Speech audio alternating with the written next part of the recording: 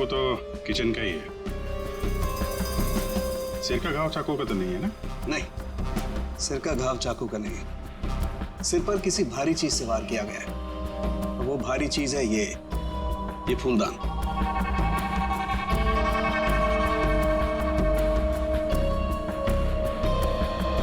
Sir हमारे बहुत अच्छे पड़ोसी थे ये। देखिए हम पर कितना भरोसा करते थे। सारे घर की चाबी मुझे ही दे रखी थी, है ना सोना? हाँ सोना। अच्छा, जबरदस्त हाथापाई हुई है। लगता है खूनी ने पहले फूलदान मारा इसके सिर पे, जब ये गिर गया तो सीने पे चाकू मार दिया। बच्चा? हाँ मैडम, बच्चा। उसे ही तो ढूंढने के लिए आए थे हम लोग यहाँ पे। देखिए हमने पूरा घर चेक किया है, हमें कोई नहीं मिला है। घर का सामान देखकर तो नहीं लगता कि यहाँ कोई बच्चा रहता होगा। ऐसे कैसे हो सकता है मैडम? मंजू ने अपनी आंखों से इस घर में बच्चों को देखा था। हाँ, ये जो खून से सनी चप्पल के निशान है, ये तो किसी लड़की के ही लगते हैं।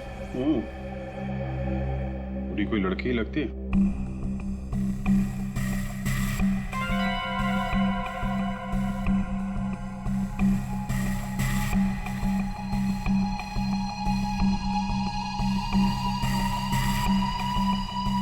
हो सकता है अभिजीत, खूनी कोई लड़की हो सकती है। मानसी कौन है? सर विशाल जी की बीवी। विशाल जी तो अकेले रहते थे ना? सर छोड़कर चली गई थी ना, जब भी आती थी ना सर दोनों में खूब झगड़ा होता था। वैसे तो वो दिन रात बाहर ही रहती थी, है ना सोना?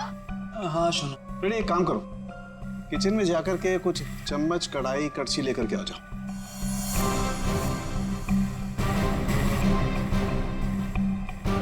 भाभी जी जरा एक गिलास पानी मिलेगा? जी। नहीं, यहाँ से नहीं, ये तो क्राइम सीन है ना, अपने घर से ले आएंगे प्लीज।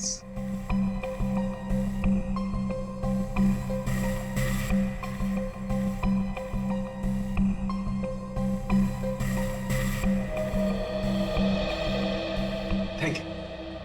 वेलकम, है ना सोना? हाँ सोना।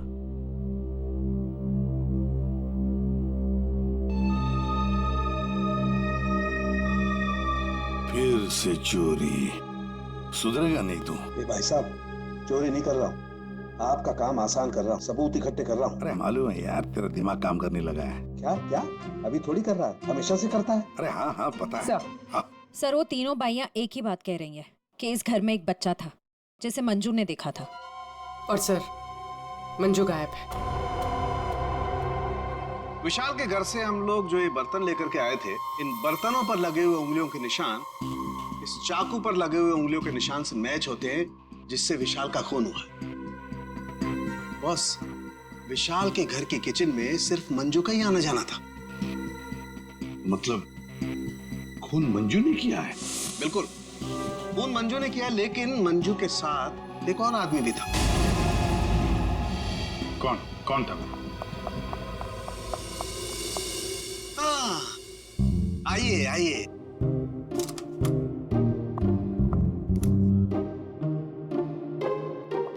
सॉरी। ये टाइम है आपके आने का।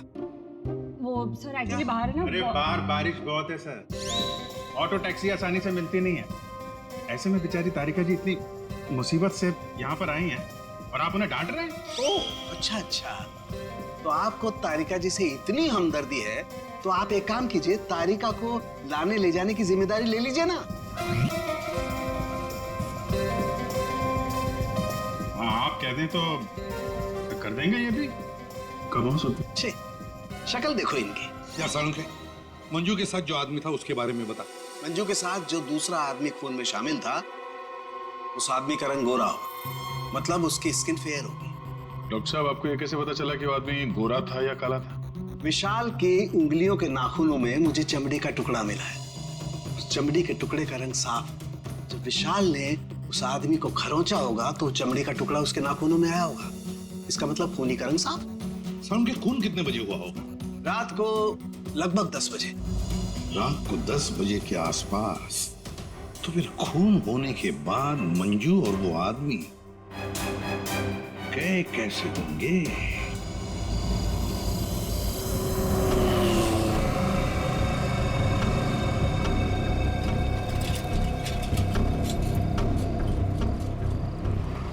सुनो भाई साहब।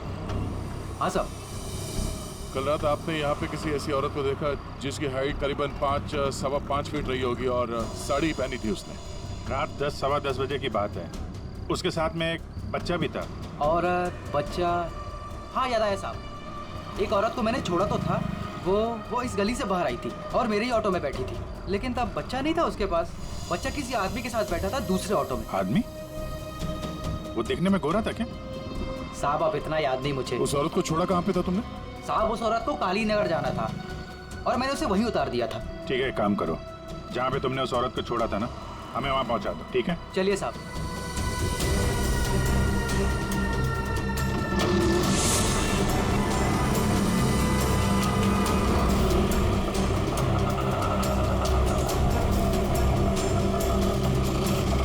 साहब यहीं पे छोड़ा था मैंने उसको और वो यहीं से आगे गई थी।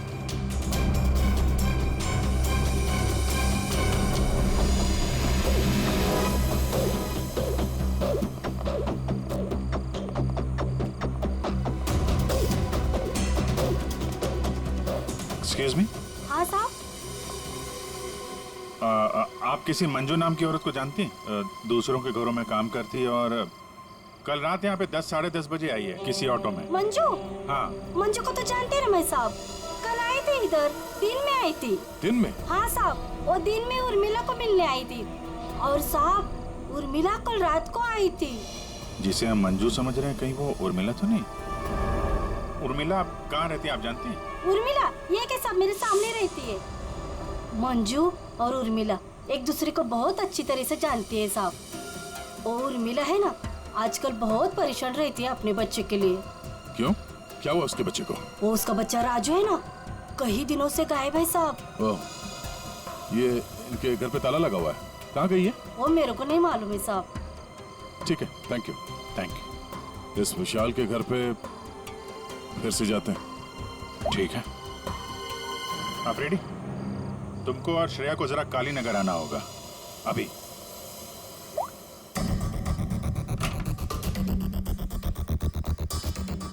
अगर बच्चा यहाँ पे था तो गायब कहाँ हो गया? पूरा घर छान मारते हैं।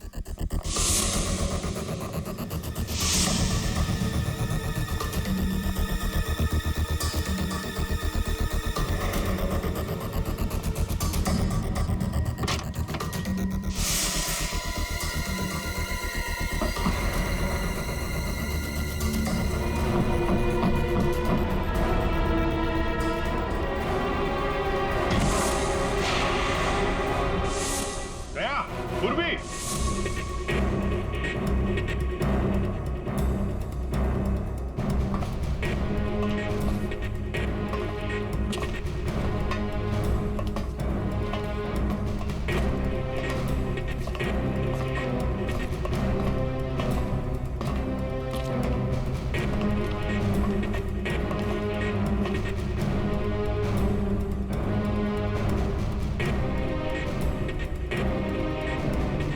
विशाल ने अपने घर के अंदर ये खुफिया बेसमेंट क्यों बनवाया होगा?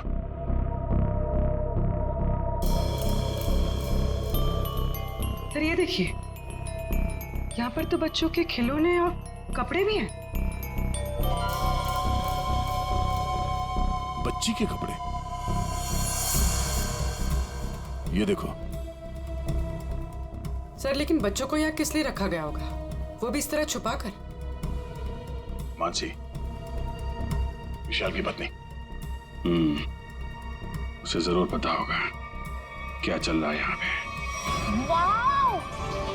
ओह माय गॉड सर, क्या स्किन है आपकी! आई मीन कितनी ग्लो कर रही है।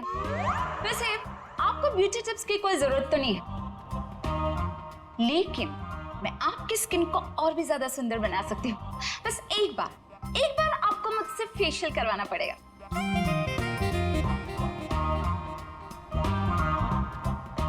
आप कौन है? मैं मानसी ब्यूटिशियन, विशाल की वाइफ। अच्छा, आप लोगों ने तो मुझे कॉल करके बुलाया था। देखिए, आप ये ब्यूटी टिप्स बाद में दीजिएगा। You know what? मैं आपको एक हफ्ते में गोरा बना सकती हूँ।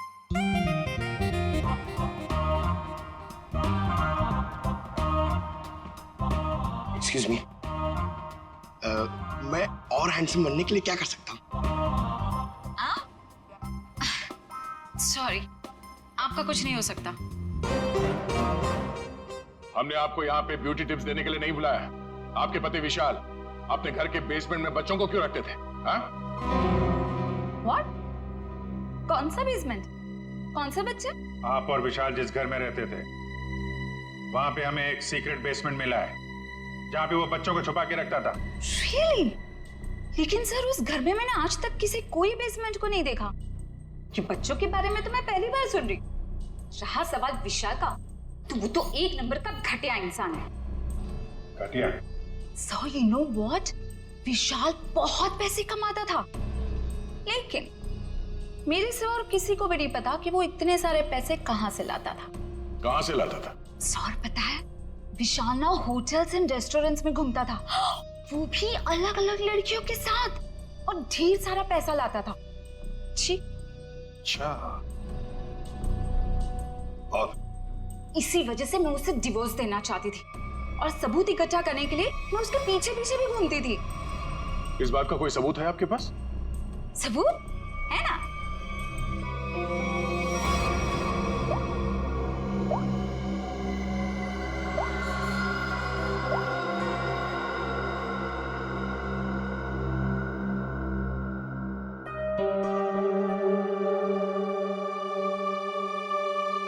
ये बच्चों को बेसमेंट में छुपा के रखना और इस विशाल का अलग अलग लड़कियों से मिलना, करता क्या होगा ये विशाल? ओ भाई साहब, पालक ले लो, पालक ले लो भाई साहब।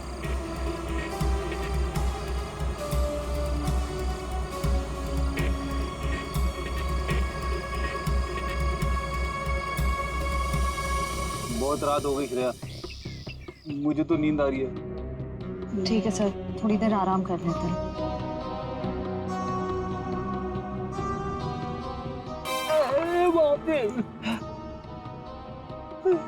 हे भगवान, कब उर्मिला आएगी?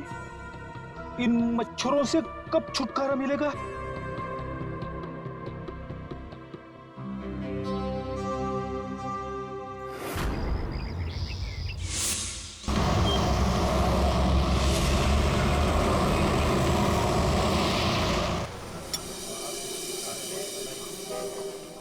एक्सक्यूज मी, सुनो जरा। जी साहब। ये फोटो देखो, इस औरत को पहचानते हो? हाँ साहब, ये लड़की अक्सर यहाँ आती रहती है। आज आई है? आज सर वो देखो आ रही है।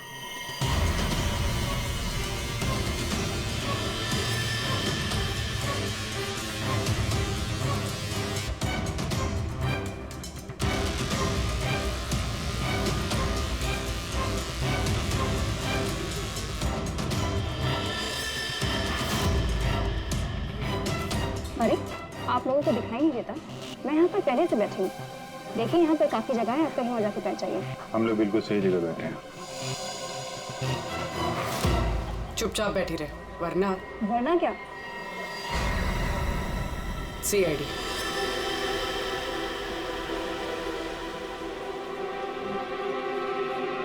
समझदार।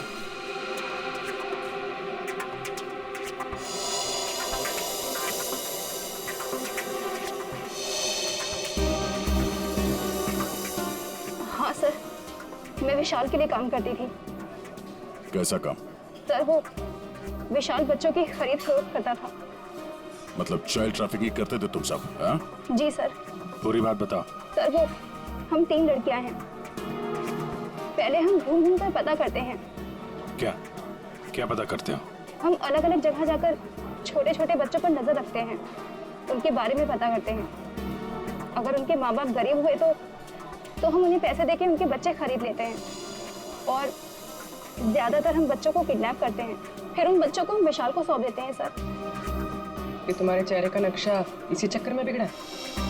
जी मैडम, वो कुछ टाइम पहले कालीनगर चौक से एक बच्चा उठाया था। जिसका बच्चा था उस औरत को मुझ पर शक हो गया। उसने चिल्ला चिल्लाकर सारे चौल वालों को इकट्ठा कर लिया और विशाल के अलावा और कौन कौन शामिल है इसमें? सर वो अमित। अमित? कौन कौन अमित? अमित हमारे साथ इस धंधे में काफी समय से है। कहाँ मिलेगा ये? मुझे उसका घर तो नहीं मालूम, लेकिन वो मुझे मिलने के लिए आदर्श नगर बुलाता है। और हाँ सर, वो अक्सर सफेद रंग की गाड़ी से आता है। सफेद का नंबर याद है? मुझे नंबर तो याद नहीं है। नंबर याद नहीं है? उसके बारे में कुछ बताओ, कैसा दिखता है? जी हाँ सर, अमित देखने में गोरा है, दुबला पतला सा है। गोरा? स्केच बनवाओ उसका जरा। भाजी ले लो, भाजी ले लो। पालक पालक पालक पालक पालक पालक पालक पालक बिस्किट बिस्किट बिस्किट पालक पालक अच्छा ये उर्मिला हाँ कविता, कहाँ थी रात भर तू? मैं बाद में बताती हूँ। अरे मेरी सुन तो पहले तू। कविता मैं बहुत परेशान हूँ, मैं बताती हूँ बाद में। बात अरे अरे लेकिन सुन तो सही तू।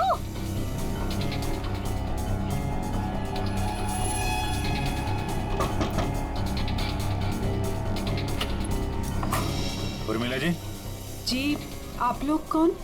हम लोग सीआईडी से हैं। क्या हुआ साहब? आप ये बताइए, ये मंजू आपसे क्यों मिलने आई थी? साहब वो मेरे बेटे राजू के बारे में बताने आई थी साहब। क्या हुआ? मैंने तुम्हारे बेटे राजू को देखा है। मंजू विशाल के यहाँ काम करती थी।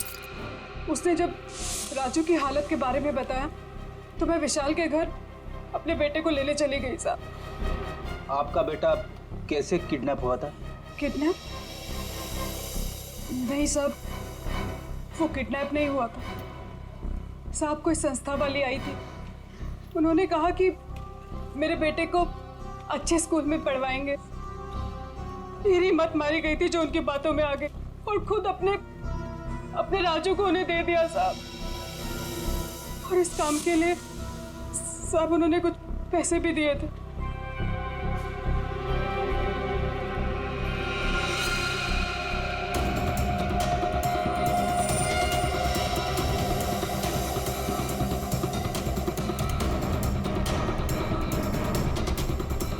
तो आप गई थी राजू को लेने के विशाल के घर पे?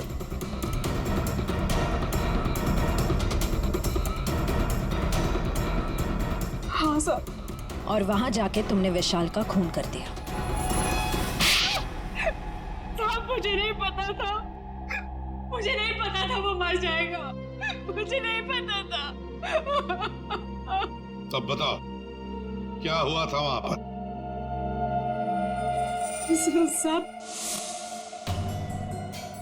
मैं अपने राजू को लिया, जैसे उस घर से निकलने लगी तभी विशाल वहां आ गया।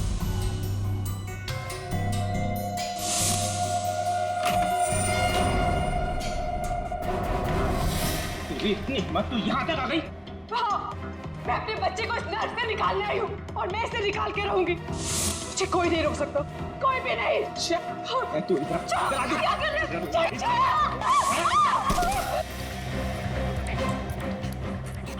देख उर्मिला, तू अगर अपनी कभी यहाँ से नहीं गई ना तो मैं तेरी आंखों के सामने तेरे बच्चे को मार डालूंगा। नहीं विशाल नहीं, मैं तुम्हारे आगे हाथ जोड़ती हूँ। विशाल मेरे बच्चे को वापस दे दो, नहीं तो क्या? तू मुझे धमकी देती है? वो मेरे बच्चे को जान से मारने की धमकी दे देता। मैंने फूलदान उठाया, उसके सर पे जोर से दे मारा।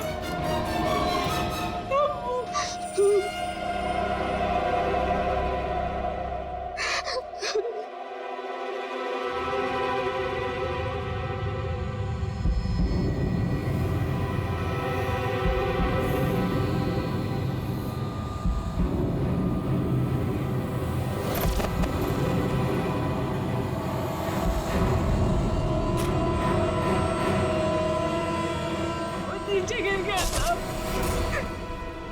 और मैं अपने राजू को लेके वहां से भाग गई। तो तुमने विशाल को नहीं मारा? लेकिन एक बात नहीं समझ में आ रही है, जब तुम्हारा बेटा राजू तुम्हें विशाल के पास से मिल गया तो फिर वो दोबारा गुंडों के हाथ में कैसे पहुंच गया? साहब जब अपने राजू को लेके विशाल के घर से निकली तो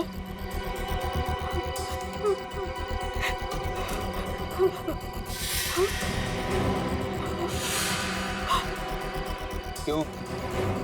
किधर चली? हाँ?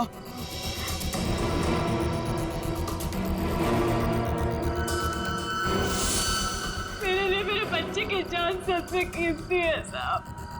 मैं क्या करती? मेरे राजू को ले गए साहब, ले गए। देखिए, आप हौसला मत हारिए, हम आपके राजू को जल्दी ले आएंगे। इस आदमी को पहचानते हो? अमित नाम है इसका। No help, no help. मैं अपने पैर पे खड़ा हो सकता हूँ। साहब आप एक काम करो, यहाँ सामने में एक बंगला है, वहाँ जाके पता लगाओ, वो सब बता देंगे। आप ठीक है, ठीक है, बैठ जाओ, बैठ जाओ, ये लो।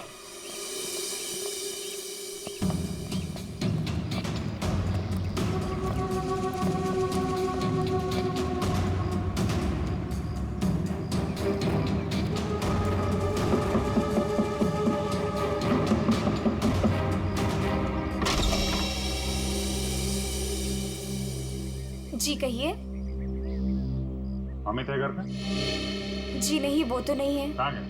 पता नहीं। आप? मैं उनकी पत्नी हूँ। और आप लोग? हम लोग सीआईडी से हैं। हमें आपके घर की तलाशी लेनी। अरे नहीं, आप लोग ऐसे नहीं कर सकते।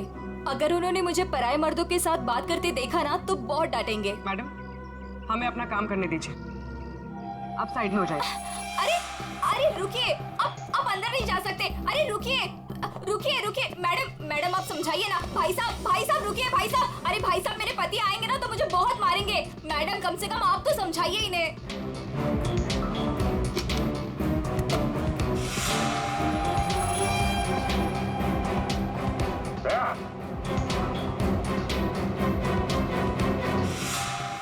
ये औरतों की विग, पेंसिल हिल वाली सैंडल है, ये इतने मॉडर्न कपड़े। ये अमित की बीवी तो इतने बड़ा घूंघट वाली है, ये पहनती होगी क्या ये सब? ये विग, ये मॉडर्न कपड़े, ये सब किसके हैं? जी वो तो मैं कभी कभी उनके लिए बस। क्यों, क्या हुआ? आप जरा अपना घूंघट हटाएंगी? हे भगवान, आप कैसी बातें कर रहे हैं? मैं पराये मर्दों के सामने अपना घूंघट नहीं उठा सकती। मैं तो औरत हूँ, मुझे दिखा दीजिए अपना चेहरा। नहीं। अरे नहीं।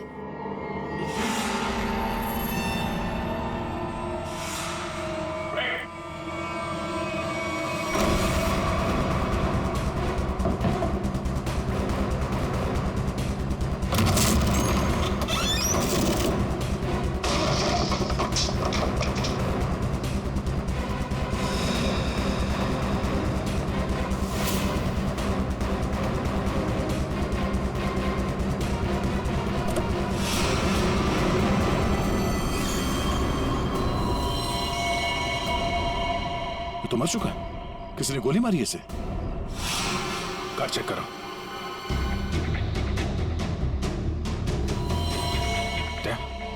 ये देखो, गाल पे खरोच के निशान, विशाल के नाखून कहीं होंगे। यही है वो गोरा आदमी अमित जिसने विशाल का खून किया, अब खुद मारा गया। हाँ? ये देखिए, राजू तो नहीं है इसमें, या फिर कोई और बच्चा?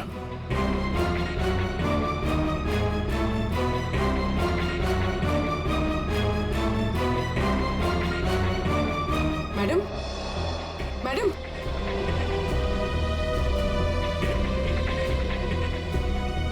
मैडम, आप ठीक हैं? होश में आइए।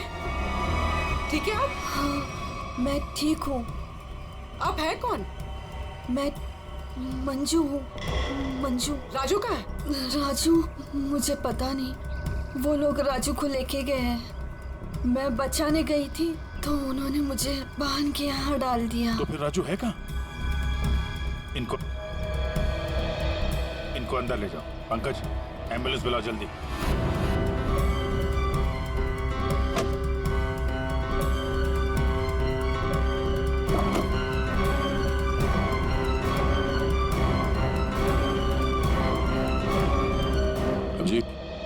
हाँ? ये सैंडविच रेस्टोरेंट के इतने सारे बिल्स मलाड से यहाँ पे खाना मंगवाता था।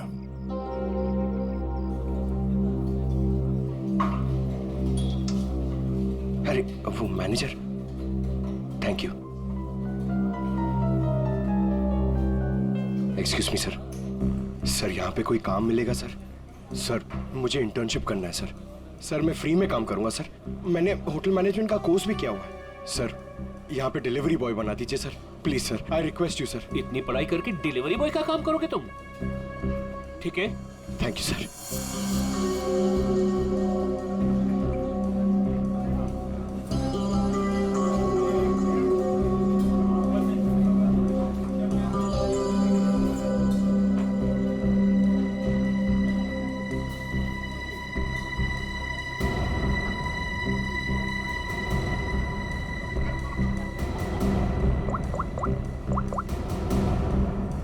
हेलो सर, सर 2-3 घर हैं जिन्होंने वो सैंडविचेस मंगाए, जिसका बिल हमें अमित की गाड़ी में मिला है सर। सर एक बंगला है सर, जो बहुत ही सुनसान जगह, बहुत सिक्लूडेड है, आसपास कुछ भी नहीं है। वहाँ पे ये सैंडविचेस रेगुलरली डिलीवर हुए हैं सर। वही जगह लगती है, एड्रेस देना उसका जरा।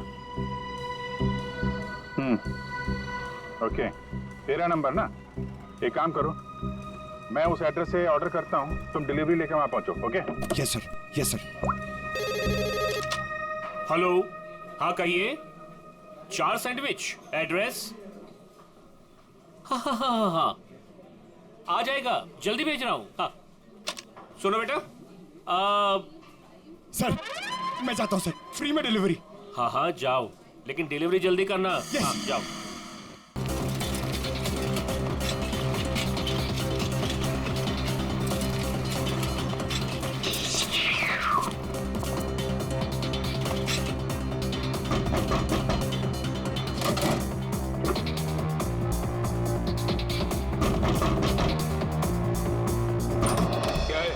गुड मॉर्निंग सर, मैं सैंडविच लाया हूँ आपके लिए। आप लोगों ने मंगाया था ना? हमने कोई सैंडविच नहीं मंगाया था। अरे तो किसी और ने मंगाया होगा। एक मिनट, किसी ने नहीं मंगाया था। चलो जाओ यहाँ से। वो आ गया है तो खाना तो पड़ेगा।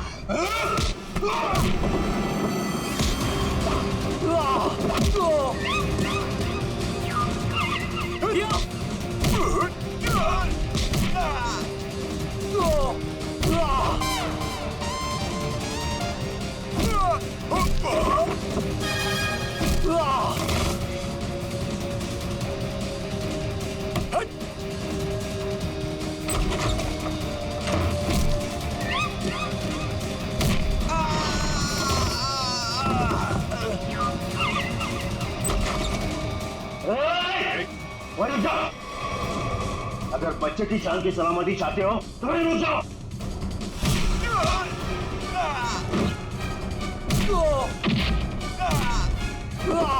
राजू अभी भी यही है, इसका मतलब डील नहीं हुई है। अच्छा बैठो बैठो बैठो, कुछ नहीं हुआ, कुछ नहीं हुआ, सब ठीक है, घबराओ नहीं। कौन है सबके पीछे? हमें कुछ नहीं पता, हमें जो बताया जाता है हम वही करते हैं। अच्छा, हम आपको आपकी मम्मी के पास ले जाने आए। सच में अंकल, आप बहुत अच्छे हैं।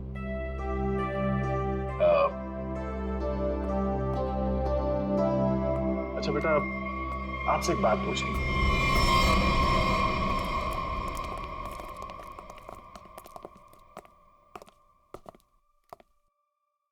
सर मैंने आपको बताया ना, हमारे पास सिर्फ चाबी रहती थी, फिर हमें यहाँ क्यों लाया गया? क्योंकि खूनी तुम में से ही कोई एक है। हम में से कोई एक? ये आप कैसे कह सकते हैं? क्योंकि यहाँ पे जितने भी लोग हैं, उन सब के पास विशाल को मारने के लिए कोई ना कोई वजह है। क्यों मानसी जी? वजह? नो नो नो, मेरे पास कोई वजह नहीं। वो तो बस विशाल मुझे तलाक देना चाहता था और मैं उसका भांडा फोड़ना चाहती थी, दैट्स इट। अच्छा अच्छा अच्छा, तो इसीलिए सबूत इकट्ठा कर रही थी तुम विशाल के खिलाफ। उसका पैसा ऐंठना चाहती थी ना तुम, और जब पैसा नहीं मिला तो खून कर दिया उसका। What? खून? नो नो नो नो, मैंने उसका कोई खून नहीं किया। ये सब झूठ है, ये सब गलत है। बिरबला जी, आपने हमें एक कहानी सुनाई, हमने वो कहानी मान ली, लेकिन आपने हमसे झूठ बोला कि वहां पर आप अकेली थी, जबकि आपके साथ एक और आदमी था। जब अपने बेटे को बचाने की कोशिश में आपने विशाल का खून कर दिया। नहीं साहब, ये झूठ है। मैं सच्ची बोली आपको। साहब मुझे नहीं पता विशाल का खून किसने किया है। मैं बस वहां अपने बच्चे को बचाने गई थी साहब, बस। और मंजू, तुम तो विशाल से नफरत करती थी। तुम्हारा पेमेंट जो काटा था उसने, इसलिए उसके घर की डुप्लीकेट चाबी बनाकर खून कर दिया उसका। नहीं मैडम, आईची शपथ, मैंने नहीं मारा विशाल साहब को। वो चाबी तो मैंने उर्मिला को देने के लिए बनाई थी। अच्छा, तो चलो, सबने तो अपनी अपनी सफाई दे दी। अब बच्ची आप, भाभी जी, आपका क्या कहना है? हा? वैसे आप भी विशाल जी के बारे में इतना सब कुछ जानते हैं कि उनकी बीवी वो भी नहीं जानती, है ना? तो क्या, जरा बताइए ना हमें, क्या रिश्ता था आपका और विशाल जी का? सर आप कहना क्या चाहते हैं? मैंने आपको बताया ना सर, विशाल जी हमारे बहुत अच्छे पड़ोसी थे। सर मैं गीता पर हाथ रखकर कसम खा सकती हूँ कि मैंने कुछ नहीं किया। शोना, बोलो ना। हाँ शोना जी बोलिए। आप तो एकदम चुप हो गए हैं? कुछ बोलिए। हाँ बोलता हूँ ना, ये ठीक कह रही है शोना। हम लोग तो सिर्फ अच्छे पड़ोसी थे। अच्छे पड़ोसी थे तुम लोग? तो फिर बताइए ललित जी, कौन खून कर सकता है इनमें से?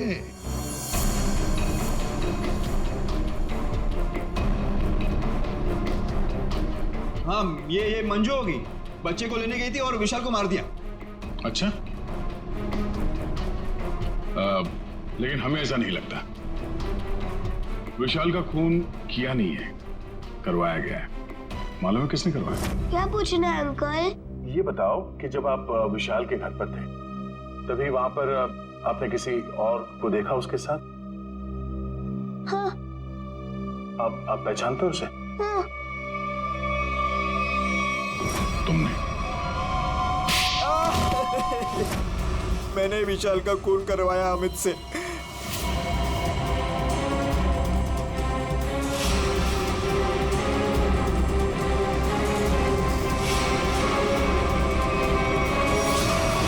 मैंने पैसों के लिए बच्चों को बेचा।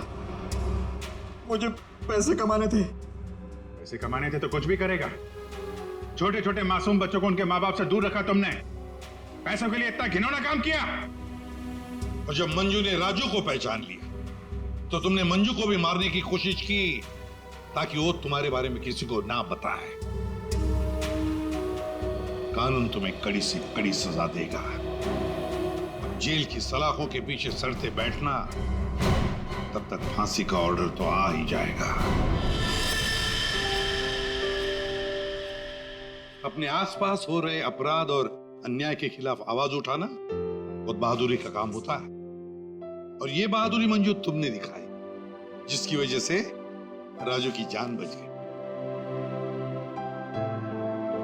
माँ, मैं भी एक दिन दया अंकल जैसा बनूंगा और सबकी मदद करूंगा।